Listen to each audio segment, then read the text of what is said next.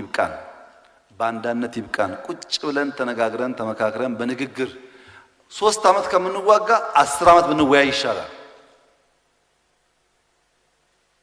ከምንገዳደል ለሌላው ሲሳይ ከምንሆን አርፈን ተቀምጠን ተነጋግረን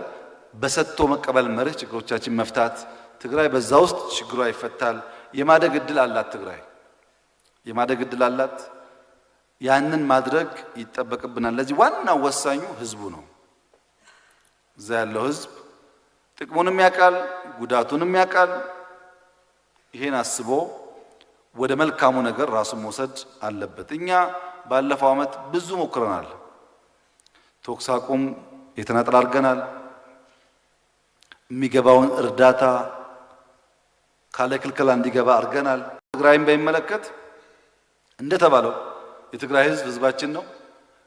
በብዙ ችግር ውስጥ ነው ያለው መፍትሄው ሰላም ነው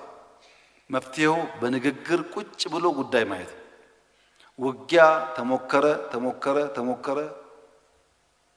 ከእንግዲህ በኋላ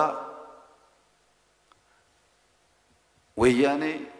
በፈለገው እርዳታ በፈለገው ኃይል ክላሽ ሳይሆን የሚረዳውን ሰው ቢያሰልፍ ማሸነፍ አይችልም ማሸነፍ ካልቻልክ ደግሞ መዋጋት አያስፈልግም ቁጭ በመነጋገር ነው ምክሬ ጦር መከላከያ ወደዛ እንዳይገባ አርገናል ሰላም ከመጣ በሚል ከገባንም ይሄን ገደሉ ይሄን እንደዚህ ያደረጉ ክስ ስለይበዛ ከምንካሰስ በሚል ማለት ነው አሁንም ሰላም እንፈልጋለን ብለናል መፍትሄው እሱ ነው ወደ ሰላም መሄድ ብቻ ነው የሚያዋጣው ከዛ ውጭ ያለው ነገር ልንገዳደር እንችላለን ግን ማሸነፍ የሚባል አባዳን የለም እሱ ግን በኔ በኩል ግድያ ያስፈልግም ይብቃን የሚል ሐሳብ አለኝ ካልሆነ ጠቃሚ ነው ብዬ አላስብም ስለዚህ ቁጭ ብሎ መነጋገር ችግር ይፈታል የሚል ነው በዛው ውስጥ ትግራይ እንደሌላው ክልል ተጠቃሚ ይሆናሉ ብዬ አስባለሁ እንግዲህ አሁን እንደምታውቁት ትግራይ ላይ ችግሩ አለ በሀገር ደረጃ ያለው እድገትና ለውጥ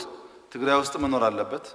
ይህ እንዲሆን ሰላም ያስፈልጋል ሰላም ማሸነፍ አለብን ለሰላም ዋጋ መክፈል አለብን ለሰላም አብዛኛውን እድል መስጠት ያስፈልጋል ከአቅም በላይ ካልሆነ በስተቀር ወደ ችግር መግባት አያስፈልግም የኢትዮጵያ አንድነት ሉዓላዊነትና ጥቅሙ እስካልተነካ ድረስ ሰላም ማስቀደም ይገባል የምናደርገው እሱን ነው